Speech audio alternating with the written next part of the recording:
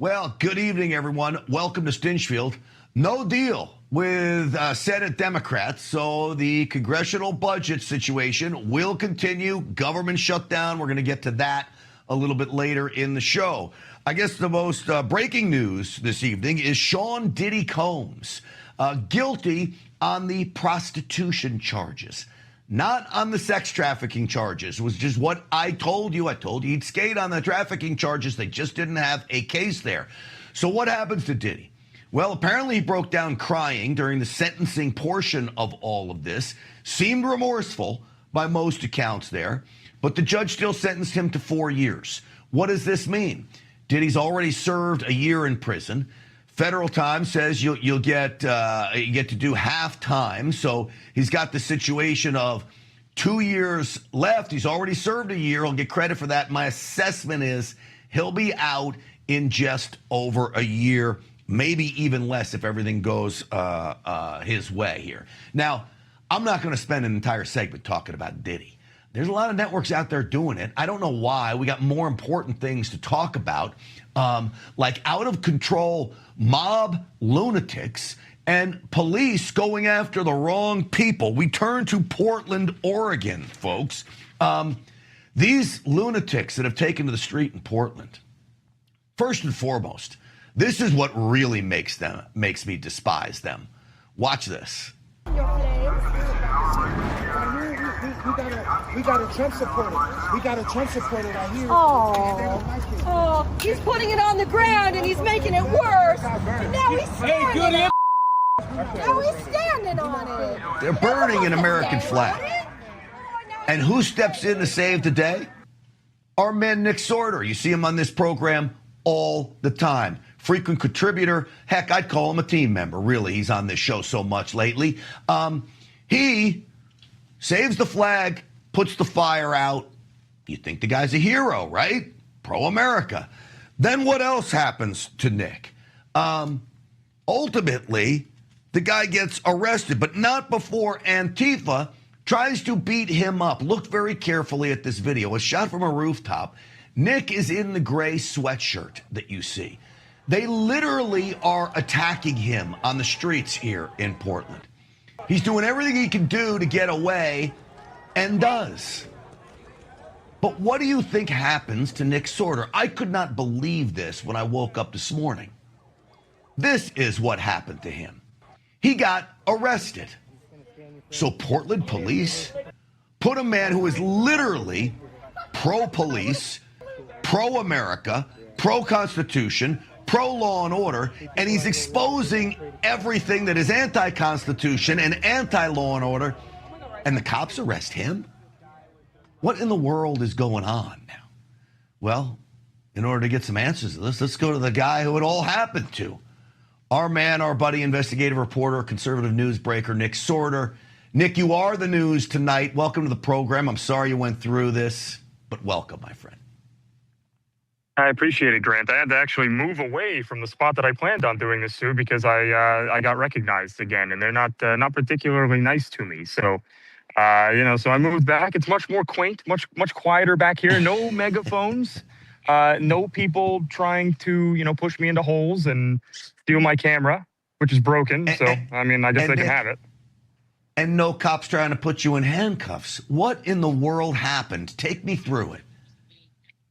It all comes down to the fact that the Antifa, I'll use my words here carefully, the Antifa folks, they don't like to be recorded to begin with, right?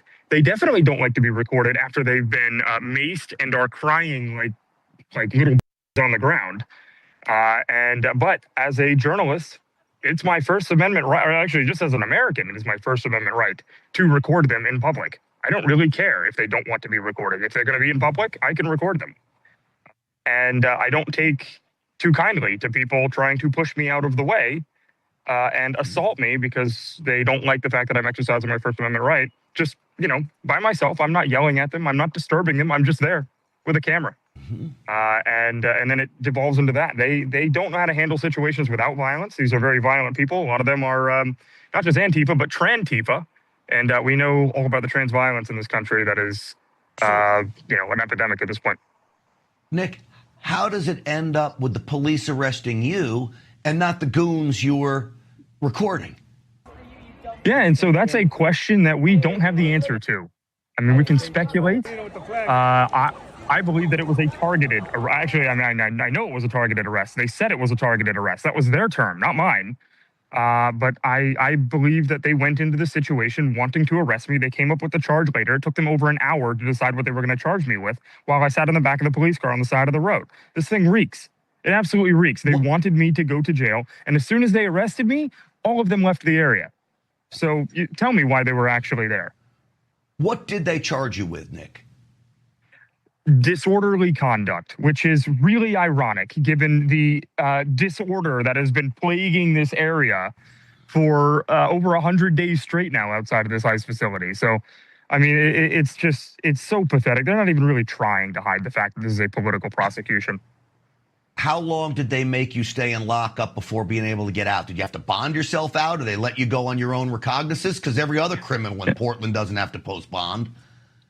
Yeah, so about 6 hours they made me sit there for no reason besides the fact that they knew they were going to release me on my own recognizance, right? But they stalled and delayed as long as humanly possible until DHS got involved.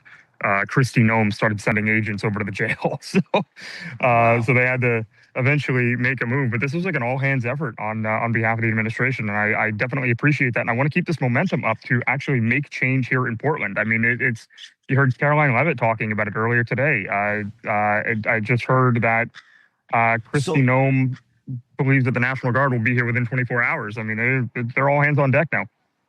All right, Pam Bondi sends a letter to Portland demanding answers about why you were arrested. You heard Caroline Leavitt. I believe we have a clip from Caroline Leavitt. We'll play that and then get your response on this. Let's roll the Caroline Leavitt clip. Where conservative journalist Nick Sortor was captured on video being taken into custody by the Portland police after he was ambushed by Antifa and was defending himself from these assaults. But instead of arresting these violent mob members night after night after night who are ravaging this community, the police arrested a journalist who was there trying to document the chaos, and everyone in this room should be extremely concerned about that. The Department of Justice spoke with that journalist this morning, and they will be launching a full investigation into his arrest. Nick, you got to be pretty amazed. You've got the president's spokesperson talking about you. I mean, in Portland, and coming to the rescue. And I'm glad they are. You well deserve to come to the rescue because you've been unbelievable in exposing this craziness. But are you, I mean, just in a daze right now after this? Well, I'm in a daze because I wasn't allowed to sleep last night. That's more or less why I'm in a daze. You know, I'm glad that that they're using this situation to do what's right and come in here. Like, I'm not the only one, Grant, that has been going through this here in Portland. I'm just the one with the largest platform that's been able to have the voice to come out and expose it. Right? There's so many other innocent people here that have been prosecuted by the woke DAs and the woke police chief out here, and you know, they just unfortunately didn't have the voice. So I'm proud to be able to use that to not, you know, help just me, but Nick, the other people that are going through the same thing. I think this DOJ investigation is going to expose a lot of that. I think it will, as well it should. Let me play another clip for you. This is one of your, we'll call her coworkers, who works at a different organization, but same thing, exposing the Antifa lunacy. Her name's Katie Daviscourt. She basically gets attacked and hit. Nobody arrested who did this to her. Watch this. Twerking that ass, Ryan. Oh, yeah. Ooh, scary. Don't hit. Oh. Katie was at the January 6th. She just hit me in the face. Katie was at the January 6th. Oh my God. All right, guys, play the next clip, too, because Katie talked about this. She got a black eye, Nick. Watch this. Katie, first of all, are you okay? Jack, I'm doing fine. As you guys can see, I clearly have a massive black eye, and the police did absolutely nothing last night. I tried to hunt them down to hold the suspect accountable, and they just said that it is too dangerous for them to go in and make an arrest. So, Nick, you put out somebody burning an American flag. You try to videotape lawbreakers and lunatics. She gets smashed in the eye. They arrest you, but not the person that smashes her in the eye. None of this makes any sense, Nick. And they even follow. It's not like they didn't know who the person was. The police were following the assailant that hit Katie with a pole. So they could have arrested her on the spot. They chose not to. I mean, I could name, over and over and over again, all of these examples of double standards. It's crazy, and it should be obvious to anybody that is not totally brainwashed for the left. Let me play one more. Nick Shirley. I'm sure you know him. He's out on the streets all over the place as well. Watch this. It really does hey, what was that for? It really does feel like you're showing up to a little kid. Somebody just came and charged me from the back. I mean, I'm literally speechless, and I'm not often left speechless. Again, whoever did that skates. Yeah, of course. So, and the police were probably standing there watching the same thing too. When I got assaulted on the street 2 days ago, where I was pushed and encircled, and there were police standing. I mean, within like 25 feet of us, they did nothing. Of course. All right. So Nick, last something question changed. for you. Okay. I know you have to go, and I want to ask this last question because I asked it of Ben Berkwam, our Real America's Voice correspondent who does a lot of what you do. I said, do you think in cities like Portland, especially, has this liberal lunacy infected the police department? Because often I know Chicago cops want to do the job. New York City cops want to do the job. I'm not sure Portland cops want to do the job. Have they been like infiltrated from the inside by these left-wing radicals? I mean, yeah, I would say so at this point, and because a lot of them resigned in, after the good ones resigned back in 2020. There's some good ones, I'm sure. I haven't found them, and trust me, I've dealt with plenty of them now. I mean, they're nice and all, but look, at some point, you have to prioritize your country and your principles and your morals. Like, you can't work for a police department that is going to, politically persecute people that the top brass, the DEI hires and such, despise. I mean, why would you do that? What? I wouldn't do that. I don't care how much you pay me. You couldn't get me to do that. I would quit. So I don't know why. Are you back there tonight? I am. So stay tuned. So Nick, you're amazing, buddy. I knew this morning, I said, I bet you if he gets out, I said to my producer, I said, I bet you he comes on with us. You've been so great to us. You've been doing such fabulous work. We wish you the best, and anything we can do to help you, we're there for you. But you got the power of President Trump on your side. It's about as big as it gets. Nick Sortor, thank you. Be safe tonight, okay? I appreciate you, Grant. Thank you, sir. Absolutely. All right, that's the great Nick Sortor. Nick Sortor, at Nick Sortor is where you can follow him. Hey, a quick note on Memphis. Look, Washington, D.C. is doing great. Memphis, we get this state task force going in with like 15 federal agencies, 158 arrests in just 72 hours in Memphis, taking all kinds of guns off the streets, of getting the job done. Things aren't going as well in Chicago. Why? Because Chicago doesn't want the help. The governor of Chicago doesn't want the help. But I will say this. The governor of Illinois, Jay Pritzker, finally said, okay, you know what? The police, state police, let's get these protesters, these radicals, these rioters under control. Things got ugly pretty quickly today.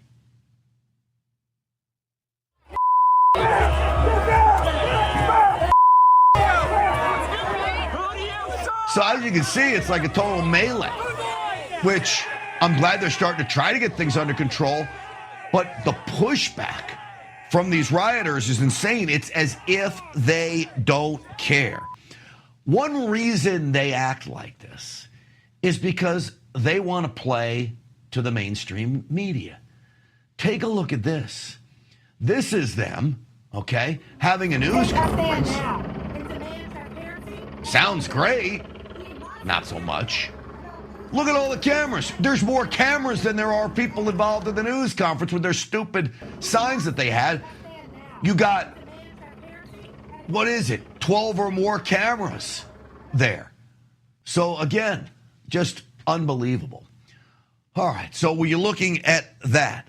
Dozens of cameras there. Do the people of Chicago want change? I mean, you would hope so.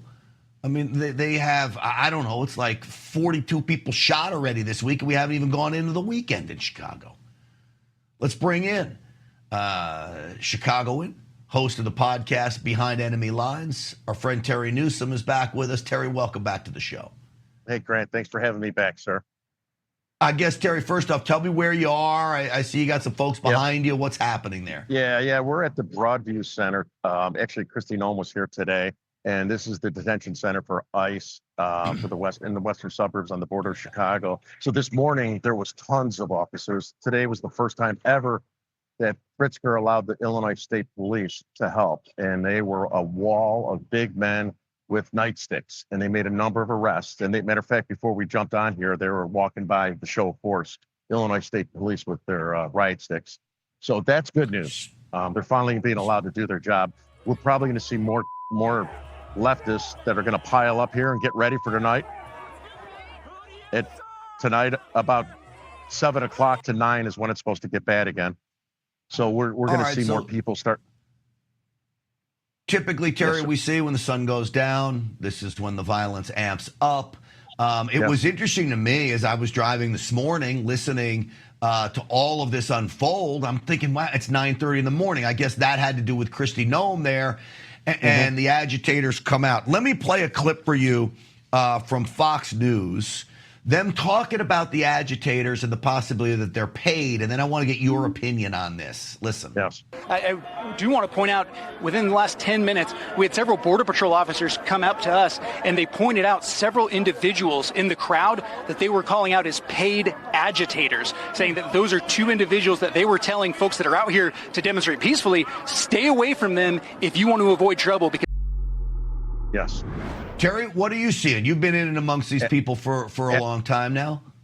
Grant, absolutely, they're paid. Absolutely. So I have one example here. I wish I would have known. I would have sent to you before. There, last Friday, there was a guy that looked like a school teacher teaching. It wasn't his first time. How to put on and apply your gas mask, to fight ICE. The right type of goggles as they're all sitting on the grass. The guy definitely looked like a professional teacher. I was at another location in Orland. Matter of fact, we're being filmed right now by somebody from Orland that recognized me, and they had people signing clipboards. They leave. I've at multiple locations throughout Chicago, Grant. Say the protest goes from 4 to 6, right? They leave at 6:01. You see them all leaving at 6:01. Wow. It's like they check out on their job. Sometimes we make fun of them, say, don't you want to make overtime? They are absolutely a number of paid protesters here, without a doubt. And then you have the professional paid Antifa guys. The Hammond brothers were arrested last Friday. They are the top Chicago Antifa leaders, internationally known, hackers, part of Anonymous. All they do are full-time agitators that go to all the events. The one that Ben and I were at in the DNC, they're behind that. The No Kings, they're behind that. They were behind this until they got arrested last Friday. Wow. Last question for you, Terry. There was a lot of talk of the National Guard coming into Chicago. What's the situation with that now? Yes, I believe they absolutely are going to come to Chicago. I am pretty confident. The people in Chicago want them. These are radical leftists, right? These are paid people. They're anarchists, right? They look, because you said this about the media, right? They look like they're the loud majority. They're not. The people, the minority, people are scared to come out here, Grant. You know what's happening, right? So it's very few people that come out to counter protest because these people get violent. They're going to get violent tonight. And I promise you that's going to happen. And the people of Chicago are tired of it. They are tired. They just have the courage and support that need to come out. Kristi Noem tried to use the Broadview City Hall bathroom today. I don't know if you saw that. The mayor would not let her into City Hall to use the bathroom. Kristi Noem. Yeah. These are radical leftist Marxists. It's crazy. Terry Newsome, I appreciate the work that you do. You're always available to us. We're grateful for that. Please stay safe. Even when the sun's still up, these people can be very, very dangerous, as we've seen. So be safe and keep us posted, Terry Newsome. Thank you for your bravery. Thank you, Grant. Appreciate it. Absolutely. We have the clip, by the way, of Kristi Noem trying to get in to use the bathroom and them not letting her come into the bathroom. I mean, absolutely insanity. Take a look at this. Can we use your restroom? No, you cannot. We can't? Please don't. Okay. All right. Thank you. Interesting. That's what Governor Pritzker says is cooperation in keeping people safe. Now, folks, that's the Secretary of Homeland Security. She needs to use the restroom. You don't let her in? My Lord. Governor Pritzker ought to be ashamed of himself for that. Now to a new talking point. And these radical rioters are using this. It's the white man is evil. The white man is the greatest threat to America. Not the case. Here's Don Lemon spouting this off. The greatest threat of political violence in America today is white men radicalized to the right. That is fact. No, it's not. You have all the transgender shooters. We could go through the at least 7 of them, which are radicalized leftists, okay? Maybe white, but radicalized leftists. You've got the Trump assassins, 2 of them. You've got the goon who killed Charlie Kirk, okay? None of these people are radicalized right-wing people. These are high-profile killings, and they're happening all over the place. Plus, you've got minority-on-minority crime in places like Memphis, Chicago, Portland. Here's Don Lemon again. They turn it into a debate about what? About crime overall. Because you have to deflect it somewhere. I mean, you got to keep your base. Crime overall is an important thing to talk about. Chicago, 21 shot, 5 killed. The weekend isn't even here yet, all right? Those are the numbers in Chicago. They don't want to talk about that, though. Nobody does. MSNBC doesn't want to talk about the real stats, where you talk about black folks in America. I hate to say it, 13% of the population, but they account for nearly 50% of the murders. Something is wrong there. And I'm not blaming it on the color of their skin. I'm saying we have an issue. And typically, black on black crime, 90% of black victims are victimized by black folks. And guess what? 90% of white folks are victimized by white folks. But the numbers are much higher in the minority communities. That's just fact. Yet MSNBC wants to concentrate on this. Particularly cities with black leadership. Stephen Miller is known white nationalist and supports white supremacist ideology. And so the fact that our city is going to be targeted, that my constituents and people who I care for.